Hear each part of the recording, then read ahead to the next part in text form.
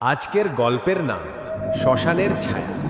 এই গল্পটা এসেছে মাদারীপুরের সাব্বির নামের এক শ্রোতার কাছ থেকে। সাব্বির আর তার তিনজন বন্ধু মিলে রাতে সাহস দেখানোর জন্য শ্মশানঘাটে গিয়েছিল। সময় তখন রাত 2:30। চারপাশে শুধু ঝিঝি পোকার ডাক, শুকনো পাতার শব্দ আর ভুতুরে নিস্তব্ধতা। তাদের একজন হাসতে হাসতে বলল, আরে ভাই, ভূত টুত কিছু নাই, সব মিথ্যে কাহিনী। কথা শেষ হতেই হঠাৎ পাশের বটগাছ থেকে একটা ঝটকা হাওয়া এসে গেল। দূরে শ্মশানের চিতার ছাই যেন আবার জ্বলে উঠল লাল আভায়। তারা ভয় পেলেও সাহস করে এগিয়ে গেল, কিন্তু সাব্বির খেয়াল করল ওদের চারজনের ছায়া পড়ছে মাটিতে, অথচ পাশে আরও একটা অতিরিক্ত ছায়া দাঁড়িয়ে আছে। সে চিৎকার করে উঠল, ভাই, এ ছায়াটা কার? বন্ধুরা তাকিয়ে দেখল তাদের পেছনে আসলে কেউ নেই।